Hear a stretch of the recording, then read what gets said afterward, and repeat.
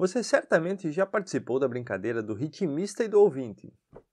Bom, que brincadeira é essa? É a brincadeira simplesmente de você imaginar uma melodia conhecida de alguma música na sua cabeça, batucá-la e o ouvinte, que só está ouvindo o batuque, precisa adivinhar qual é essa melodia que está na sua cabeça que você está batucando. O que acontece? Na verdade, né, a maioria das vezes, as pessoas que ouvem os batuques não acertam qual é a melodia. E isso acontece por causa de uma coisa chamada a maldição do conhecimento. E é sobre isso que a gente vai falar neste vídeo. Meu nome é David Panceira, seja bem-vindo ao meu canal. Já de antemão eu peço que você se inscreva no canal e ative o sininho aqui embaixo para que não perca nenhum dos vídeos que eu postar agora com frequência a partir da semana passada, né, que eu já comentei, mas de hoje também, tá certo? Então vamos lá. Na verdade, né, nesse joguinho, nessa brincadeira do ritmista e do ouvinte, apenas 2,5% das vezes as pessoas acertam aquela melodia que você está batucando. O que está acontecendo ali, né? Ou o que quer dizer isso? Que tem a cada 120 batucadas, 3 acertos apenas acontecem. Então, ou seja, é um número significativo. E como é que eu sei isso? Eu sei disso a partir de uma tese de doutorado que foi publicada em 1990 em psicologia, que uma autora chamada Elizabeth Newton, ela fez uma pesquisa onde ela juntou um grupo de pessoas, pegou um conjunto de músicas populares e conhecidas, tipo Parabéns para Você, essas músicas assim, né? E fez esse experimento do ritmista e do ouvinte lá com essas pessoas. Antes, ela perguntou aos ritmistas, aqueles que iam fazer os batuques das melodias, qual era a expectativa, né? Qual era a previsão de acerto, ou seja, das músicas que eles receberam, quantas eles achavam ali que as pessoas iriam acertar pelos batuques. E como eram músicas muito fáceis, né? Todo mundo lá ficou numa média de 50%, ou seja, eles achavam que 50% das músicas as pessoas iriam acertar após o batuque deles. Mas na realidade o que aconteceu foi que 2,5% apenas acertavam os batuques, né? Então veja, e a conclusão, obviamente, da Newton foi que o que acontece é que quando você detém, quando você retém, quando você absorve um conhecimento, fica muito difícil, há uma barreira psicológica, então fica muito complicado de você externalizar, explicar aquilo, se colocar no lugar de uma pessoa que não detém aquele conhecimento. E isso é chamado de maldição do conhecimento. Ou seja, quando você tenta expor algum conhecimento, né? E aquilo você não consegue mais se colocar no lugar de uma pessoa que não sabe, não tem aquele conhecimento. E que, portanto, há uma maldição de você externalizar aquilo. E essa maldição do conhecimento, ela acontece o tempo inteiro no nosso mundo. Na comunicação de um CEO, por exemplo, para uma empresa, isso está acontecendo. O CEO detém um determinado conhecimento, ele vai tentar expor aquilo, talvez no seu batuque ali, o CEO é o ritmista, os seus liderados lá na empresa são todos os ouvintes, né? E o CEO tem alguma certa dificuldade em expressar aquilo. Na relação de professor com aluno, né? Na comunicação na internet, etc. Isso está acontecendo o tempo inteiro. Nesse vídeo está acontecendo o problema do ritmista e do ouvinte, né? E a maldição do conhecimento também está se fazendo presente aqui. E é sobre isso, né, que eu gostaria de falar, ou me aprofundar um pouco mais nesse vídeo aqui. E também tentar propor algumas estratégias de comunicação, né, para que esse problema, essa maldição do conhecimento, ela seja evitada, porque ela pode gerar frustrações, ela pode gerar incompreensão, você pode se sentir uma pessoa incompreendida, mas no final das contas pode não ser isso, né? Não é um problema de incompreensão, é simplesmente um problema de comunicação, e a gente vai tentar entender o porquê, tá certo? Bom, se a gente quisesse fazer uma coisa muito bem fundamentada, muito bem colocada, etc., a gente precisaria de um curso de teoria do conhecimento. tá? Para entender primeiro o que é conhecimento, etc, etc, etc. Ou seja, um curso de epistemologia, né? Muito bem dado. Mas não vamos fazer isso. A gente pode... eu farei, obviamente, alguns outros vídeos aqui no canal sobre epistemologia. Então a gente vai abordar vários temas, mas nesse vídeo não. Nesse vídeo eu quero falar assim, assumindo que a gente sabe o que é conhecimento, que a gente tem tudo isso na cabeça. Mas para não deixar você sem nenhuma indicação, ao menos, eu recomendo que você leia se você nunca topou com a epistemologia na vida, né? Eu recomendo que você leia o básico, né? Aquele que deu as bases da teoria do conhecimento na história, que é Teiteto do Platão, né? Então, esse diálogo, ele é um diálogo absolutamente fantástico. Na verdade, todos os diálogos platônicos, eles são muito bons, né? Mas esse diálogo, ele é absolutamente fantástico. Ele é um diálogo da fase intermediária de Platão, ou seja, que o Sócrates, a personagem de Sócrates, ela se mescla com o Platão. Não é completamente o pensamento puro de Sócrates, e também não é completamente o pensamento puro de Platão, né? E aqui você tem nesse diálogo, pela primeira vez na história, uma definição de conhecimento que entrou para a história da filosofia e para a história como um todo, que é a quarta resposta que Teiteto dá a Sócrates, né, quando confrontado, e que Sócrates critica, inclusive, essa definição do conhecimento. Só que essa definição do conhecimento entrou para a história, que é conhecimento é uma crença verdadeira justificada. Você vai ver isso em discussões da história da filosofia, muita gente assumindo essa definição de conhecimento, né? E também tiveram seus críticos, houve vários críticos ao longo da história dessa concepção de conhecimento. Mas uma crítica ficou veio muito mais à tona, né? Somente na década de 60 do século passado, com um filósofo chamado Edmund Gettier, né? E que ficou conhecido como o problema de Gettier, né? Se você quiser pesquisar sobre isso, né, e tiver interesse em epistemologia. Mas o Bertrand Russell já tinha feito críticas a essa definição do conhecimento antes ainda de Goethe. Como eu falei, na história da filosofia tem outros. Né? Mas enfim, não é sobre isso, só um adendo aqui ao vídeo. Mas a questão do conhecimento, né, quando você detém um determinado conhecimento e você o comunica, você tenta comunicar esse conhecimento, né? Isso gera esse problema da maldição do conhecimento. Mas, de fato, o que acontece aqui? Tá? O que está acontecendo ao final das contas? Né? No final das contas, quando você não tem esse problema, esse impasse de comunicação e não consegue comunicar uma determinada ideia. Bom, o que está acontecendo aqui? Eu vou pegar um termo emprestado do Mário Ferreira dos Santos, né? que ele utiliza lá no seu Tratado de Simbólica, tá? Que significa simplesmente, esse termo, né, esquema mental, ou seja, é um esquema, de fato, né, dentro da nossa capacidade noética, da nossa mente, aqui, que nós temos para conhecer o mundo. Não é que esse esquema eu não estou indo na linha kantiana, tá? Eu não tô dizendo que isso aqui é um esquema a priori. Não, você vai formando esquemas mentais à medida que você vai conhecendo a realidade. E isso se dá por causa de uma concepção clássica das operações da inteligência. Essa concepção clássica é o que eu chamo lá, o que é conhecido na lógica tradicional. Existem 3 operações da nossa inteligência, que é a simples apreensão, né, ou apreensão simples, dependendo de como você vai ver por aí, traduções, a emissão de juízo e o raciocínio propriamente dito. Isso aqui começou com Aristóteles, lá no órgão, tá? E é desenvolvido pelos medievais. Os medievais desenvolvem muito, você tem um esquema, um aparato lógico muito bem fundamentado ali com os medievais. E aí depois, ao longo da história, veio a lógica formal moderna, que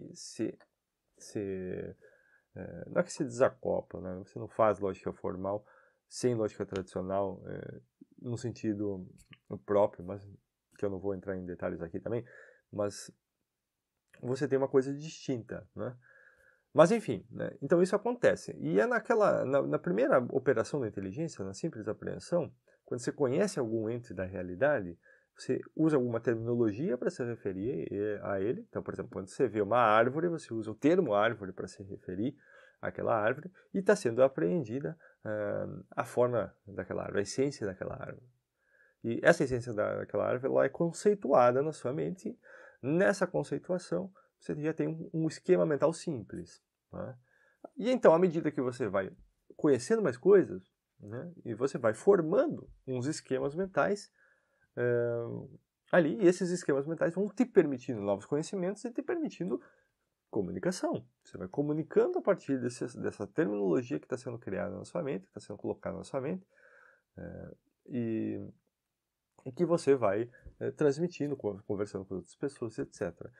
Nos diálogos e nas conversas normais do dia a dia, né, graças a Deus, nós todos temos uma certa contato com a realidade, né, direta, então nós temos um conjunto de termos e um conjunto de esquemas mentais mais ou menos similares. Então a gente consegue se comunicar porque os nossos conjuntos de esquemas mentais, eles são similares.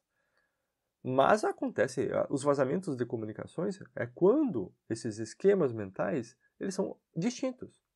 Então você tem aqui, embora o conjunto de esquemas mentais simples, que são esses conceitos, né, que eu falei aqui no começo, aprendidos de algum ente imediatamente, né, eles sejam meio que comuns. Então, quando você fala árvore, quando eu falo árvore, por exemplo, você que está do outro lado sabe exatamente o que é, porque nós temos o mesmo esquema mental de árvore. E uma outra pessoa em algum outro lugar, etc. Todo mundo tem isso, né? Agora, à medida que a coisa vai crescendo, vai ficando um pouquinho mais complexa e a gente vai tendo esquemas mentais compostos, né? Que não são simplesmente referentes a um termo e etc. Então você pode estar compreendendo do outro lado uma coisa de acordo com os seus esquemas mentais. Então os esquemas mentais, e eu estou falando uma coisa de acordo com os meus esquemas mentais. Então aquilo que eu estou me referindo pode estar diferindo daquilo que você está interpretando. Né? E aqui a gente tem um problema de comunicação. E a maldição do conhecimento é quando o conjunto de esquemas mentais teus, né, utiliza termos, na comunicação você utiliza termos, etc., que estão de acordo com esse conjunto de esquemas mentais, e a pessoa que está do outro lado, ela não tem os mesmos esquemas mentais que você, e como ela não tem os mesmos esquemas mentais que você, quando você comunica aquilo, você comunica com uma terminologia mas que para fazer referência a esses esquemas mentais que você tem na cabeça. Só que aquela pessoa, as terminologias que você está usando, ela vai sendo deduzida pelaquela pessoa, por mais que um termo não seja conhecido, né?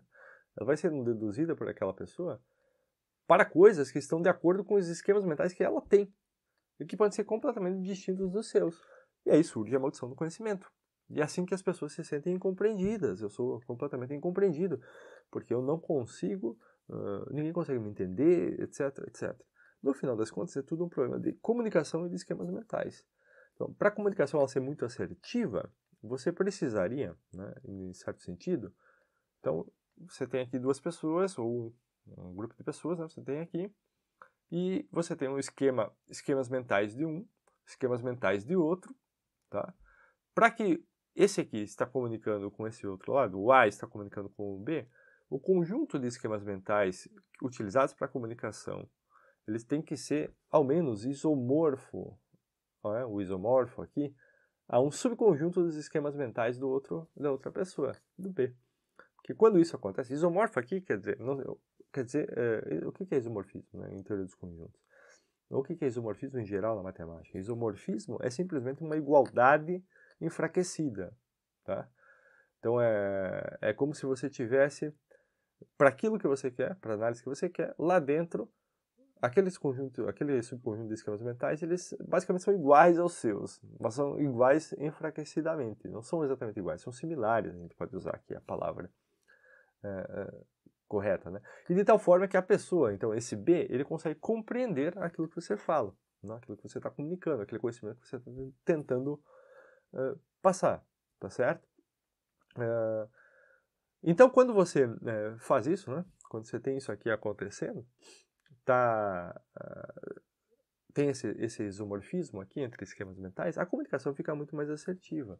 Só que você não sabe, né, o que está acontecendo. Então, qual é a maneira de você tentar escapar da maldição do conhecimento e não cair nessa maldição do conhecimento? Bom, a maneira de fazer isso, de antemão, se você vai se comunicar com uma pessoa, é tentar conhecer a pessoa. Quanto mais experiências, mais literaturas comuns, etc., você tiver com aquela outra pessoa, mais fácil vai ser a comunicação. Tá? Agora, quando você não conhece, não sabe, você tem que tentar pelo menos entender o universo daquela pessoa, que é justamente escapar desse problema da maldição do conhecimento. Né? Você vai tentar entender o universo daquela pessoa, o que aquela pessoa lê, o que ela gosta, etc, etc, etc. Aliás, isso é uma coisa que eu faço, né? Quando eu quero compreender o pensamento de alguém. Seja alguém do nosso tempo, por exemplo, um Elon Musk da vida. Quando eu quero compreender o pensamento do Musk, eu vou tentar entender o que o Musk lê, com quem que ele convive, que ideias o rodeiam, etc. Para daí sim eu conseguir compreender o máximo possível. Então eu estou no papel do ouvinte aqui, né? No papel do ouvinte, né? Para conseguir entender o máximo possível a comunicação dele. Para que os esquemas mentais lá que ele está utilizando na comunicação, eu consiga de alguma forma tentar captá-los pelas referências exteriores que estão ao seu redor, né? Então, isso é uma dica ótima, né, para você compreender a coisa. E isso vai se dar também numa vida de estudos. Quando você está estudando um determinado autor, você é um ouvinte. Você está nesse problema do ritmista e do ouvinte aqui. E a maldição do conhecimento do autor, ela também está presente lá. Mas da sua parte, aqui enquanto ouvinte, né, uma vez que você pega um livro para ler, você não tem como dialogar, conversar, questionar aquele autor, imediatamente, diretamente, aliás. Né? Então, da sua parte, o que cabe? Da sua parte, cabe tentar compreender o esquema conceitual.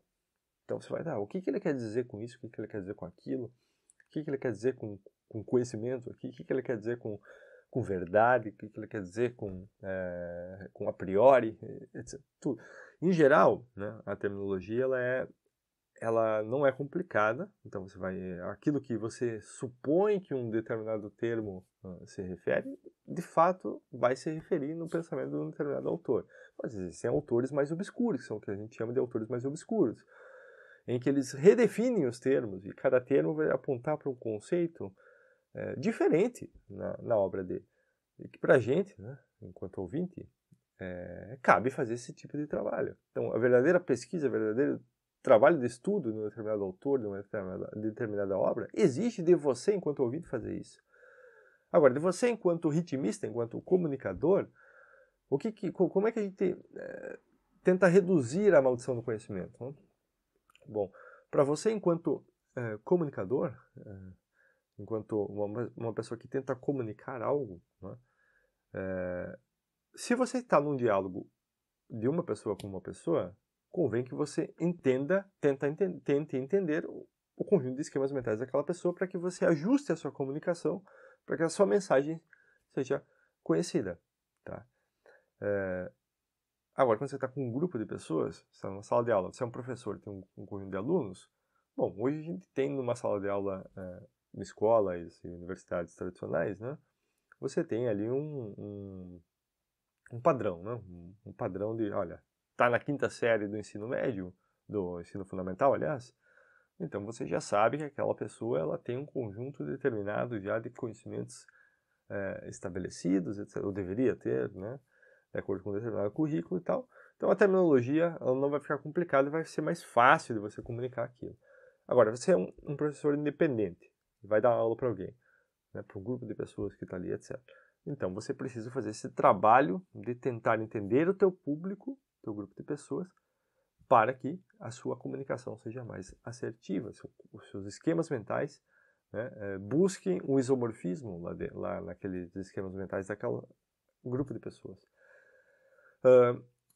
E quando você fala com o público em geral, né, que é o caso, por exemplo, aqui na internet, você precisa do que o marketing usa, que é chamado de persona. Você cria uma persona e essa pessoa ela tem um conjunto de experiências, tem um conjunto de livros que ela leu, etc, etc, etc. E é para ela que você fala. Todas as pessoas, inclusive eu aqui nesse canal do YouTube, todos nós fazemos isso. Tem uma persona aqui por trás. Eu não sei exatamente quem é a minha persona, mas ela tá aqui por trás. É uma pessoa que está interessada em livros, que está interessada em filosofia, está interessada em estudar seriamente, etc, etc. Então, eu tenho um conjunto de características que eu já sei e que eu estou aqui, então, usando da minha comunicação para me comunicar com essa pessoa. Porque o público, né, quando você tem um público grande, você não consegue captar isso. Então, você precisa dessa persona para tentar comunicar algo, tá? E isso vale também para debates, né? Quando você está num debate, o que acontece no debate em geral? No debate em geral, as pessoas têm que partir de umas premissas que são comuns às duas pessoas. E essas premissas, por sua vez, elas têm que ser exatamente compreendidas pelos mesmos esquemas mentais, ou pelos esquemas mentais isomorfos aqui. Ou seja, o debatedor A e o debatedor B, eles precisam partir de umas premissas comuns. Caso contrário, você não tem debate. Você tem simplesmente o debate no sentido bom, né? Você tem um outro tipo de debate, obviamente debate político vai acontecer, não se parte de premissas, etc. Né? Para ganhar um debate político é outros 500. Para quem quiser alguma coisa sobre isso, né? Eu recomendo muito fortemente o livro Lógica Informal, do Douglas Walton, que é um livro que dá as bases da teoria da argumentação, tá? Que vale muito a pena ler.